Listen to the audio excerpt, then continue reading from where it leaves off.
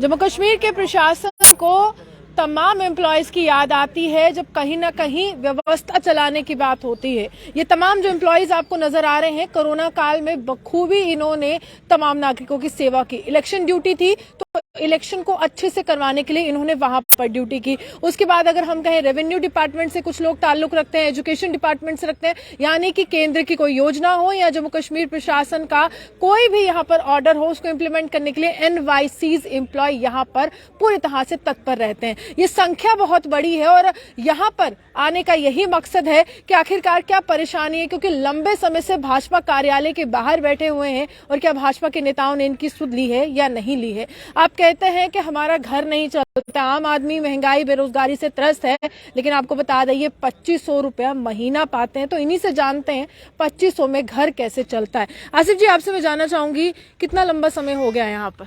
लगभग 13 साल। यहाँ पे हमें 32 दिन हो चुके हैं। इस धूप में, ठंड में, बारिश में, आंधी में यहाँ बैठे हुए, मगर अभी तक एलजी एडमिनिस्ट्रेशन की तरफ से कोई यहाँ युवाओं की सुध लेने नहीं आया। और ये बड़े अफसोस की बात है। जहाँ नारे तो दिए जाते हैं कि युवाओं के बिना तरक्की नहीं हो सकती, बैकबोन है, तो बैकबोन तो यहाँ टूटने की कगार में है, तो फिर कौन सी बैकबोन की आप बात करते हैं? ये हम आपके चैनल के माध्यम से पूछना चाहते हैं। और ये हम बहुत क्लियर कहते हैं कि खुद एलजी एडमिनिस्ट्रेशन भी मानती है, जो एनवाईसी है ये मेरिट बेसिस पे लगे थे, एक प्रॉपर रिक्रूटमेंट के प्रोसेस से लगे थे डिफरेंट डिपार्टमेंट्स में। आप देख सकते हैं पिछले जब बैक टू विलेज है उसमें एनवाईसी ने काम किया, कोरोना में इतना ज़्यादा काम किया और कोरोना वॉरियर्स का नाम दिया, और हमारे 2 साथियों ने जान तक गंवा दी इसमें कोरोना लोगों की सेवा करते हुए, मगर एनवाईसी को कुछ नहीं मिला। बैक टू विलेज में काम किया, अभी जो माई टाउन माई प्राइड में काम किया, अभी रिसेंटली इलेक्शन ड्यूटीज़ में किया, रिसेंटली जो सेंस ये चल रहा है एडिशनल डिजिशन का, उसमें भी एनवाईसी काम कर रहे हैं। काम तो बहुत किए जा रहे हैं, मगर इंसाफ हमें नहीं मिल रहा। और संख्या कितनी है एम्प्लॉयज की? क्योंकि 13 साल का समय लंबा समय होता है और 13 साल में आपने पूरी तरह से स्मूथली एडमिनिस्ट्रेशन को चलाया है, तो कितनी संख्या है, कितने एम्प्लॉयज और कितने घर जो है इस समय इस उम्मीद के साथ हैं, लोग हैं कि देखिए अब हम परमानेंट हो जाएंगे? देखिए लगभग 5000 एनवाईसी हैं। आप 5000 और आप उससे मल्टीप्लाई कर लीजिए, एवरेज हर घर में 5 से ऊपर ही मेंबर्स होते हैं, तो ये कितने लोग हैं जो इस पे ही डिपेंड है, उनकी फैमिलीज डिपेंड है। आप देखिए बूढ़े माँ बाप हैं, मैरिड हैं लोग, उनकी वाइफ हैं, बच्चे हैं। आप देखिए हमारी बहनें हैं जो अपनी बेटियों को लेके आई हैं। नारे तो हमने बोला कि दिए जाते हैं बेटी पढ़ाओ बेटी बचाओ, मगर बेटियों का फ्यूचर तो हवा में है। लेकिन अब बेटियां भाजपा कार्यालय के बाहर बैठी हैं, जहां से ये पूरी तरह से एक योजना का आगाज होता है कि देखिए जम्मू कश्मीर की हर बेटी जो है अब आपकी बेटी और आपको इनको आगे बढ़ाना है। बिल्कुल वही हम कह रहे हैं कि बेटियां अब अपनी बेटियों के फ्यूचर के लिए चिंता में हैं कि कैसे वो उनको अच्छी एजुकेशन दे पाएं, अच्छा खाना दे पाएं, अच्छा हर चीज एक अच्छा दे पाएं अपने बच्चों को। मैम बजट आया था तो बढ़ चढ़कर कहा गया महिलाओं के लिए बहुत प्रावधान है, लेकिन आपसे मैं जानना चाहूंगी कि आम आदमी का कितना यहाँ पर योगदान रहता है टैक्स देने में, और आम आदमी को बजट में क्या मिलता है, और उसके बाद जब 2500 रुपए सैलरी मिलती है तो आगे घर कैसे चलता है? मैम देखो, योजनाएं जो होती है ना, मुझे लगता है वो सिर्फ टेबल पे बनती हैं और टेबल तक ही रहती हैं।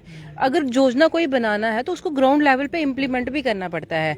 और यहाँ पे जब ये मतलब कोई भी इनका भाषण चलता है, वहाँ पे तो बोलते हैं बेटी बचाओ बेटी पढ़ाओ, ये करो वो करो, पर सिर्फ बोलने से थोड़ा ना होता है। जैसे सिर्फ वहाँ पे बैठ के आप बहुत बड़ी बड़ी उनके लिए योजनाएं बनाते हैं, उनको इम्प्लीमेंट करो ना ग्राउंड लेवल पे। अब देखो बेटियां यहाँ पे रोड पे बैठी हुई हैं, क्या इनको नहीं दिख रहा है? आए दिन ये यहाँ पे आते हैं, देखते हैं, आश्वासन देते हैं, पर आश्वासनों से थोड़ा ना होता है। अब रही बात, आपने टैक्स की बात करी, तो टैक्स भी तो हम लोग पेड कर रहे हैं, ठीक है ना, एक आम नागरिक। रही बात बजट की, मुझे लगता है बजट जहाँ तो जो हाई क्लास है वो उनके लिए होता है, जहाँ जो बिल्कुल लोअर क्लास, हम जो मिडिल क्लास के लोग 7 लाख के दायरे में आते ही नहीं है। आपकी सैलरी 2500 है। मतलब सैलरी मैम अगर 2500 पे जीना हो ना, मैं कहती हूँ आज हम सब खत्म हो गए होते, सीधी सी बात है। ये तो हमारी फैमिली है जो हमें, पर फैमिली कब तक सपोर्ट करेगी? आप ये बताइए कि फैमिली उनको भी। कौन से डिपार्टमेंट में थी? मैं रेवेन्यू में हूँ। हाँ, तो मैं वहाँ के जो अधिकारी हैं, कभी उनसे बातचीत हुई है कि देखिए आप ही प्रशासन तक हमारी आवाज पहुँचा दीजिए? हाँ, मेरी आए दिन, एक्चुअली मैं पिछले दिनों जब ये हमारे सेक्रेटरी हैं जो अभी पीयूष सिंगला सर,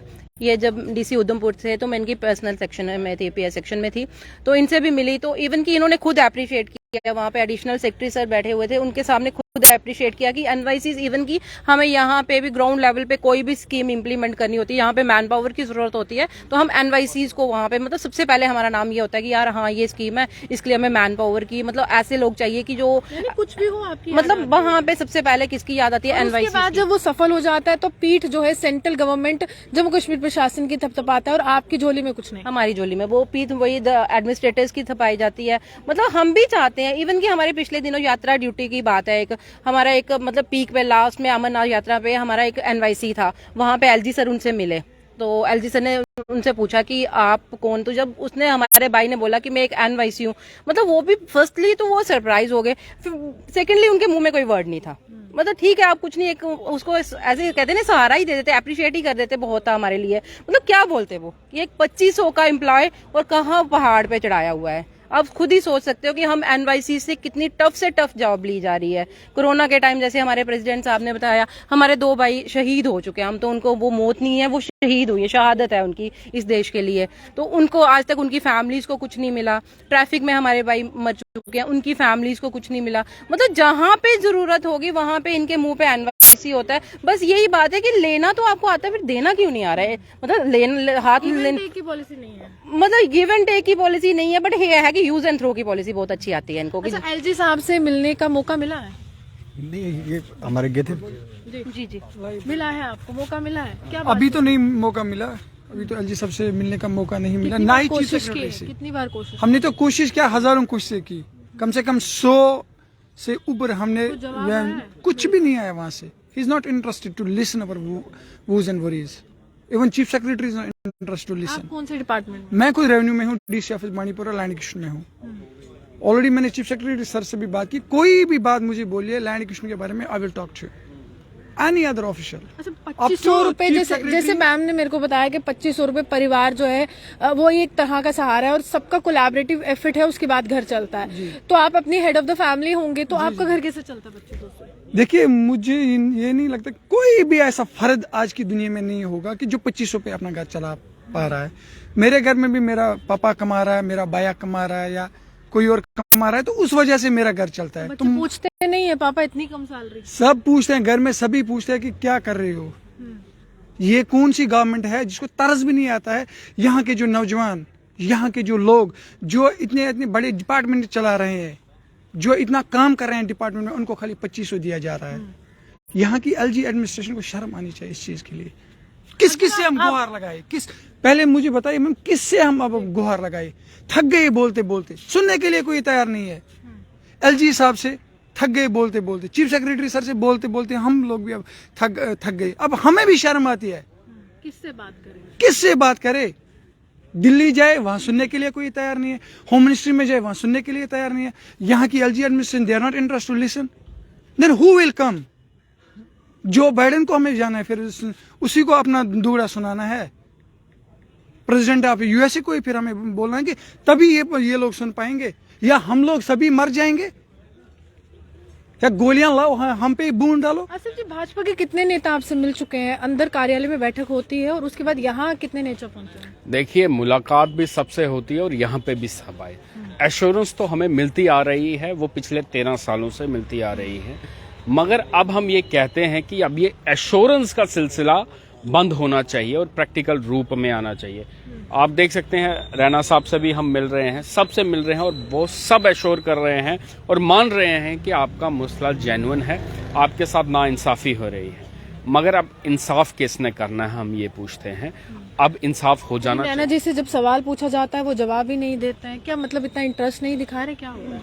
देखिए, अब यहाँ पे तो वो इंटरेस्ट दिखा रहे हैं, जब हमारे बीच में आते हैं तब तो वो इंटरेस्ट दिखाते हैं और जोरों खोरों से वो हमारी आवाज़ उठाते हैं कि भाई आपके साथ नाइंसाफ़ी है और हम इसको हल करवा के रहेंगे। आपने भी देखा होगा वीडियोस में। तो अब हम उम्मीद ही रख सकते हैं और उम्मीद रखेंगे कि हमारे जो मसले हैं इसका समाधान जल्दी होगा, क्योंकि ये यूथ का मसला है, इस पे पॉलिटिक्स नहीं होनी चाहिए और इसको वोट बैंक की तरह नहीं देखना चाहिए, क्योंकि ये लोगों की जिंदगियों का सवाल है, फ्यूचर का सवाल है। क्योंकि 2500 से घर नहीं चलता। आखिरकार कितनी देर, आप देख सकते हैं मौसम भी खराब था, फिर भी यहाँ पे बैठे। और स्लोगन्स नहीं होने चाहिए, अब हम चाहते हैं कि इंसाफ होना चाहिए। देखिए, साफ तौर पर इस पूरे मसले का राजनीतिकरण नहीं करना चाहिए। ये युवाओं के भविष्य का मसला है, तमाम परिवारों के भविष्य का मसला है। महज 2500 रुपए सैलरी के तौर पर ये तमाम लोग पाते हैं। हालांकि कोरोना काल में इन्होंने ड्यूटीज दी हैं, इलेक्शन में ड्यूटी दी है, यानी कि कोई भी ड्यूटी हो, जम्मू कश्मीर के प्रशासन को इनकी याद आती है और यही तमाम केंद्रीय योजनाएं हो या फिर जम्मू कश्मीर प्रशासन की योजनाएं हो, उसको सफल बनाने का काम करते हैं। तस्वीरें हम आपको भाजपा कार्यालय के बाहर से बता रहे थे, जहां पर तमाम एनवाईसी एम्प्लॉयज जो है पिछले लंबे समय से धरने पर बैठे हुए और सवाल जम्मू कश्मीर प्रशासन से किया जा रहा है कि आखिरकार आपके अच्छे दिनों के इस नारे में हमारे अच्छे दिन कब आएंगे। अब ये हमारे साथ बने रहिए, देखते हुए स्टूडियो जम्मू सुहाना।